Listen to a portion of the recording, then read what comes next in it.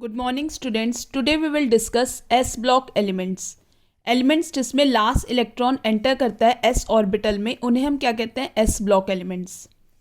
S subshell में एक ही orbital है और हमें पता है और एक ऑर्बिटल में कितने इलेक्ट्रॉन्स हो सकते हैं? 2 इलेक्ट्रॉन्स। तो इसलिए यहाँ पे दो ग्रुप्स हैं एस ब्लॉक एलिमेंट्स के, group 1 alkali metals and group 2 alkaline earth metals.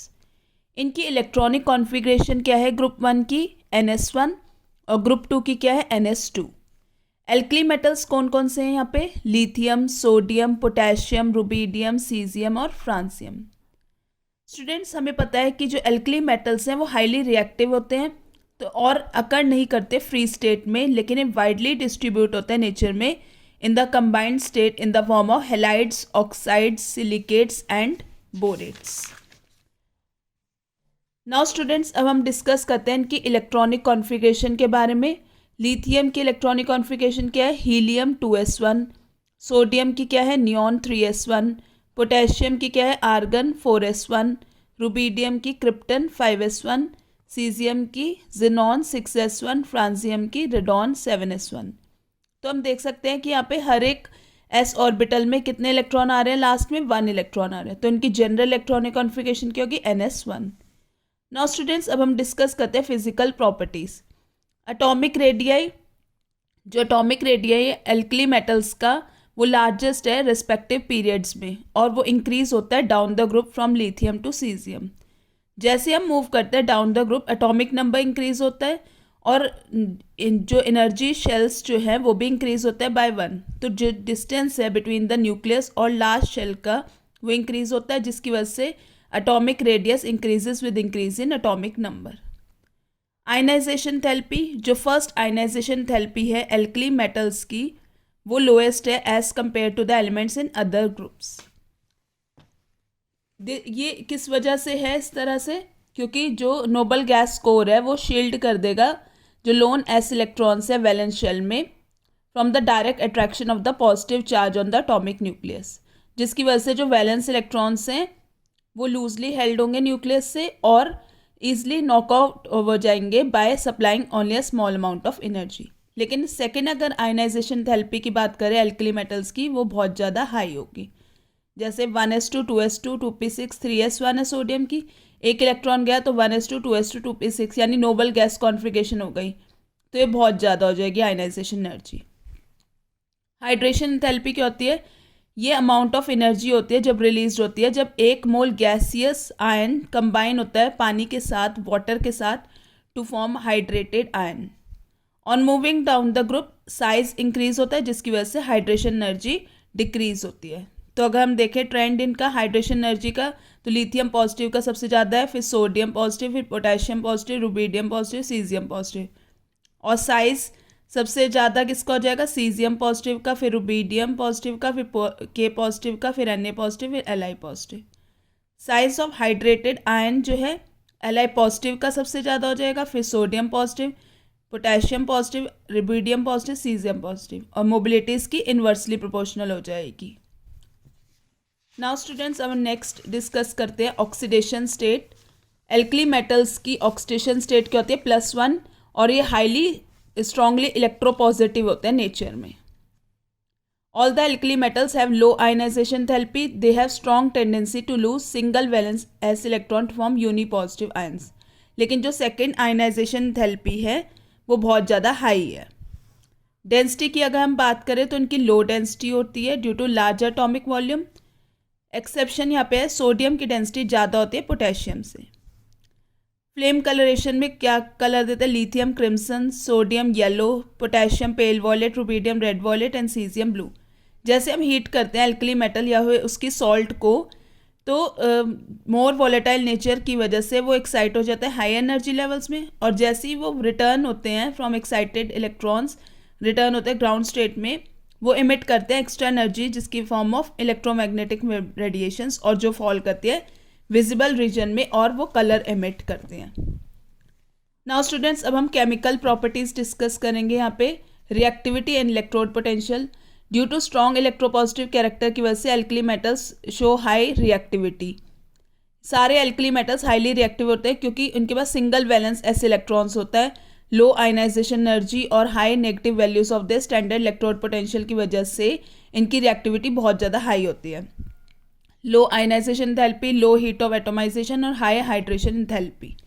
तो अगर हम गैसियस स्टेट में बात करें तो लिथियम की सबसे कम होगी, फिर सोडियम, फिर पोटेशियम, रुबिडियम, सीजियम। तो ionization enthalpy decreases down the group, हमें पता है। तो इस वजह से जो रिएक्टिविटी है सीजियम की ज़्यादा हो गया एज़ कम्पेयर टू लिथियम। लेकिन अगर हम एक्वा स्टेट की बात करें तो एक्वा स्टेट में क्या आ जाएगा, हाइड्रेशन एंथैल्पी। तो हाइड्रेशन एंथैल्पी लिथियम की सबसे ज़्यादा है, तो ये वाला ट्रेंड फॉलो होएगा। Lithium has the smallest ionic size among alkali metals, तो इसकी एंथैल्पी ऑफ हाइड्रेशन हाईएस्ट है। Reactivity towards oxygen, Li plus O2 gives Li2O, Na plus O2 gives Na2O2, K plus O2 gives KO2। जो reactivity है alkali metals की oxygen के साथ वो increase होगी डाउन द ग्रुप, क्योंकि इंक्रीजिंग स्टेबिलिटी या फिर परऑक्साइड या फिर सुपर ऑक्साइड की जैसे साइज जो है मेटल केटाइन का इंक्रीज हो रहा है due to the stabilization of larger anions by larger cations through higher lattice enthalpies. तो लिथियम जो ऐसा है वो मोनोऑक्साइड फॉर्म करेगा, बाकी सारे परऑक्साइड और सुपर ऑक्साइड फॉर्म करेंगे। इसका रीज़न क्या है, इसका रीज़न ये है कि स्मॉल साइज है लिथियम आयन का, तो वो स्ट्रॉन्ग पॉजिटिव फील्ड बना लेगा अपने चारों तरफ, जिसकी वजह से वो नेगेटिव चार्ज को इतना ज़्यादा स्ट्रांगली अट्रैक्ट कर लेगा कि वो दूसरे ऑक्साइड आयन के साथ कंबाइन नहीं होगा टू फॉर्म परऑक्साइड या फिर सुपर ऑक्साइड आयन, तो वो खाली मोनोऑक्साइड ही फॉर्म करेगा। लेकिन sodium positive ion larger size की वजह से देन लिथियम आयन वो इतनी ज़्यादा स्ट्रॉन्गर पॉजिटिव फील्ड नहीं बना पाएगा एज कम्पेयर टू लिथियम, तो जिसकी वजह से वो प्रिवेंट नहीं कर पाएगा एक oxygen atom to combine with another oxygen atom to form O2 negative. तो वो कर लेगा Na+ परऑक्साइड और सुपर ऑक्साइड बना लेगा और लिथियम मोनोऑक्साइड ही फॉर्म करेगा। रिएक्टिविटी टुवर्ड्स हाइड्रोजन, सारे जो एल्कली मेटल्स हैं वो रिएक्ट करते हैं हाइड्रोजन के साथ at 673 Kelvin to form colorless crystalline ionic hydrides of the general formula M positive H negative. 2M plus H2 gives 2M positive H negative। जो order of reactivity है alkali metals की hydrogen के साथ वो decrease होएगी। इसका reason ये है कि जो लैटिस एंथैल्पी है हाइड्राइड्स की वो डिक्रीज होती है जैसे साइज मेटल केटाइन का इंक्रीज होता है, तो जो स्टेबिलिटी है हाइड्राइड्स की वो डिक्रीज होगी डाउन द ग्रुप। ऐसा क्यों है, एल्कली मेटल्स हाइड्राइड्स आयनिक सॉलिड्स हैं विद हाई मेल्टिंग पॉइंट, और जो आयनिक कैरेक्टर है इन हाइड्राइड्स का वो डिक्रीज होगा from lithium to caesium. Reason क्या है कि साइज जो है केटाइन का इंक्रीजेस, जो अनायन जो हाइड्राइड आयन है वो पोलराइज कर सकता है केटाइन को बहुत आसानी से, जिसकी वजह से कोवलेंट कैरेक्टर इंक्रीजेस और आयनिक कैरेक्टर डिक्रीजेस। ये सारे जो हाइड्राइड्स है प्रोटोन डोनर्स हैं, जैसे वाटर है, अल्कोहल है, LiH प्लस वाटर के साथ रिएक्ट करके LiOH प्लस H2 बनाता है, जैसे NaH plus ammonia gives NaNH2 plus H2। General characteristics क्या है कंपाउंड्स ऑफ एल्कली मेटल्स की, Na plus H2O gives NaOH plus H2, Na2O plus H2O gives NaOH, Na2O2 plus H2 gives 2NaOH plus H2O2, KO2 plus H2O gives KOH plus H2O2 plus O2। तो जो परऑक्साइड्स और super oxides हैं वो act करते हैं as oxidizing agents, क्योंकि water के साथ रिएक्ट करके फॉर्म करते हैं peroxides and O2 respectively. LiOH, NaOH, KOH, RbOH, caesium hydroxide, तो बेसिक स्ट्रेंथ जो है वो इंक्रीज होती है डाउन द ग्रुप। क्यों? क्योंकि आयनाइजेशन एंथैल्पी डिक्रीज हो रही है डाउन द ग्रुप। तो ये किस पे डिपेंड करता है कि MOH बॉन्ड कैसे आसानी से, जितनी आसानी से क्लीव हो जाएगा उतना ज़्यादा बेसिक स्ट्रेंथ इंक्रीज होगा down the group. Alkali metals combine करते हैं directly with halogens under appropriate condition forming halides of the general formula M2O plus 2HX gives 2M plus H2। तो नेक्स्ट अब हम देखते हैं यहाँ पे है कि पोलराइजिंग इफेक्ट। जब भी कैटाइन अप्रोच करेगा एनाइन को तो जो इलेक्ट्रॉन क्लाउड है एनाइन का वो डिस्टॉर्ट हो जाएगा। This effect is called polarization. ये जो पावर है कैटाइन की to polarize the anion is called its polarizing power, और जो टेंडेंसी है एनाइन की टू गेट पोलराइज उसे हम पोलराइजेबिलिटी कहते हैं। तो जो कोवलेंट कैरेक्टर है किसी भी कंपाउंड का डिपेंड करता है on the following factors: size of cation, size of anion, charge on ion. Cation का साइज स्मॉल होना चाहिए, एनाइन का साइज लार्ज होना चाहिए, और चार्ज जो है आयन का वो ज़्यादा होना चाहिए। नाउ स्टूडेंट्स अब हम डिस्कस करते हैं anomalous behaviour of lithium.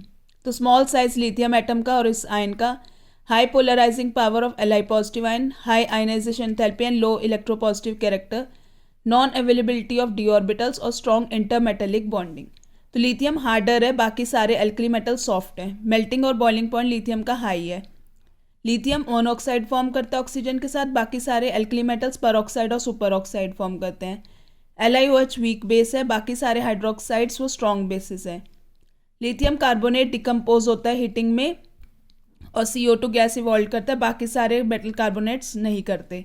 Lithium ion being small in size strongly hydrated होता है एक्वस सॉल्यूशन में as compare to other alkali metals. Lithium does not react with ethyne to form lithium ethynide, बाकी सारे corresponding एल्काइनाइड्स बनाते हैं।